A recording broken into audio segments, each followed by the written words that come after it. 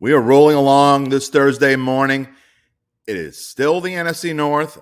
We are moving on to team number 23 of 32, our NFL team previews.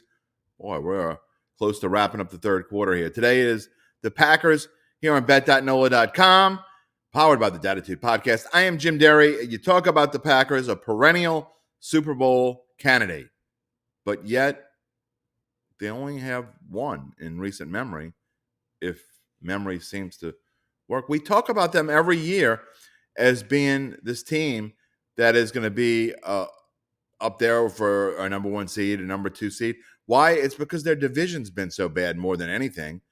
Look, I love Aaron Rodgers as much as the next guy, and how can you not? A Hall of Fame quarterback, a future Hall of Fame quarterback, a little quirky, a little eccentric, but he always finds a way to get the job done. They're coming off a 13-4 season, another season where maybe they overachieved in the regular season, underachieved in the playoffs for sure.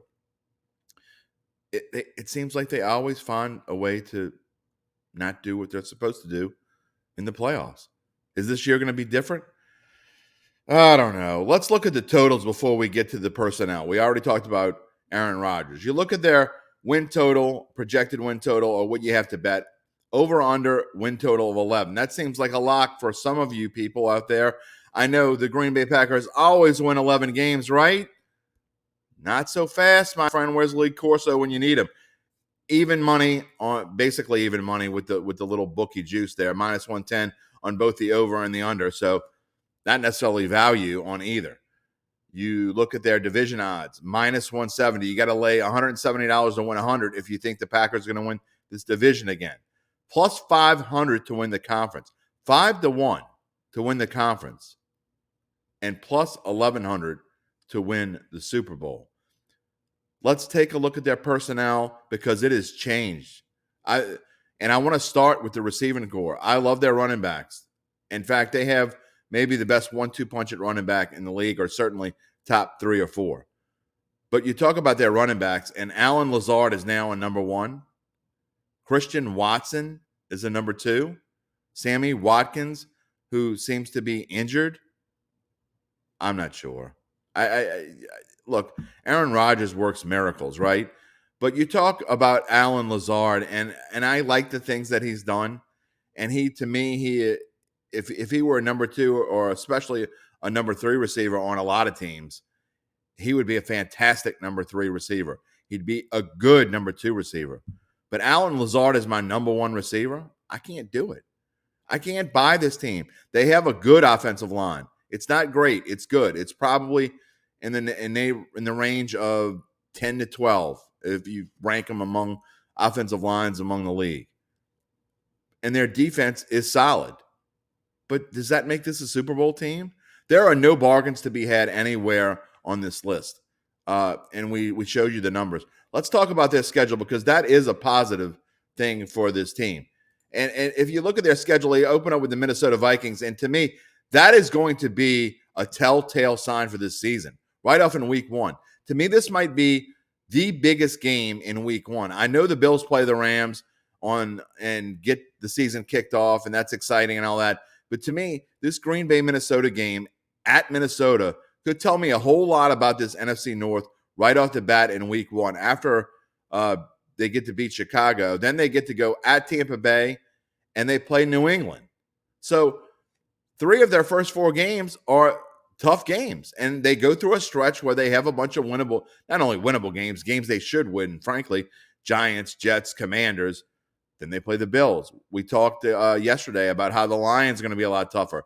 The Cowboys, the Titans, the Eagles. And then later on in the season, they wrap it up with the Rams. They play the Vikings again. This is not, I know it's ranked in the 20s, but this is not a super easy schedule. And we're going to talk about it with my expert. I have no idea whether he's going to agree with me or not, but I think the only play on this Green Bay team, and I mean the only play, if you're going to play anything, is to play the under 11. The reason why is I think they're playing for a push at 11. I don't think they're going to win more than 11 games. Frankly, I think they're going to win like 9 or 10. I think this team is going to take a step back. I love Matt LaFleur. He is a solid coach. He is shown already as one of the young minds in this game.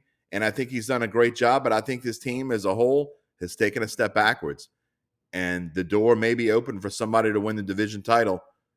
I've already given too many spoiler alerts. I can't give that one yet. Let's instead get to our expert. Thursday, and it's a Super Bowl contender kind of day here on bet.nola.com. We have our expert winner, expert with us. See, it's not that hard. I'll take either one. That works for me too. Expert winner. You definitely want to be a winner.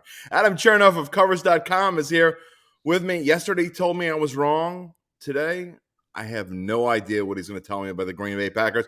Their over-under win total is at 11. Pretty even. Minus 110 on the over, minus 110 on the under.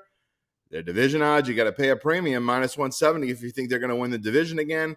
And with that being said, Adam, the Green Bay Packers, to me, lost a very special player in Devontae Adams. I know they have a really good running game. They have a future Hall of Fame quarterback. Matt LaFleur has done a really good job.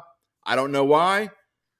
I mean, I do know why, but I'm just not fond of these Packers. You bring over Sammy Watkins, and that's great. But to me, their defense is average. I mean, are they a Super Bowl contender? No, I don't understand the prices on this team at all. I'm taking the under wins. I'm actually gonna pay money for it.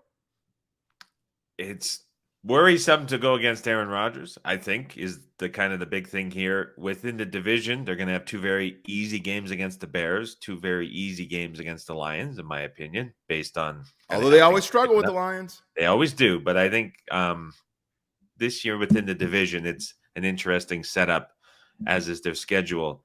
My view on the Packers is that Matt LaFleur can use this personnel to change them into a team that's going to look a little bit different. Probably a higher run rate, less reliance on the deep ball. Rodgers lost some of his favorite deep targets, really the only ones he's had for the last couple of seasons.